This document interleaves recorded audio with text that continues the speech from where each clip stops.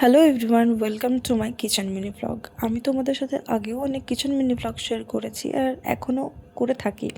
তো সেক্ষেত্রে যতগুলো ভিডিও শেয়ার করেছি তার মধ্যে থেকে এই ভিডিওটা একটু বড় হতে চলেছে, কারণ আমি এত বড় মিনি ব্লগ শেয়ার করি না। তো চলো আজ তোমাদের আমি শেয়ার করি যে আমি রান্নাঘরে সন্ধ্যের পর কী কী করলাম।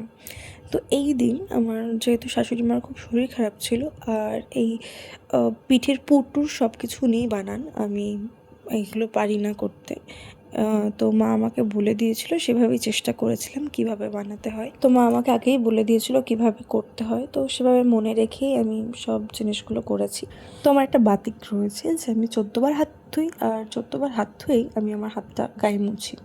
আমি কোনো কিছু তো মুছলে স্যাটিসফাইডই হই না, ওই গায়েই মুছতে হয় আমাকে। তো এটা আমার বিরাট বড় একটা ব্যাড হ্যাবিট, তো এটা আমি চেঞ্জই করতে পারি না। আর তার থেকেও বড় কথা হচ্ছে যে আমি রান্নাঘরটাকে না 14বার ক্লিনই করতে থাকি, আর এটা আমার শেখা হচ্ছে আমার শাশুড়ির থেকে। এটা আমার হ্যাবিট হয়ে গেছে। আর বাপের বাড়িতে থাকাকালীন আমি সব রান্নাবান্না করে নিই, তারপরেই সব কিছু ক্লিন করতাম।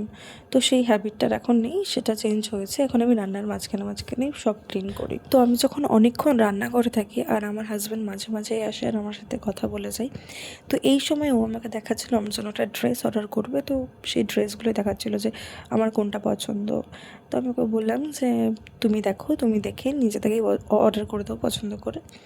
তো সুন্দর একটা ড্রেস অর্ডার করেছো আমার জন্য।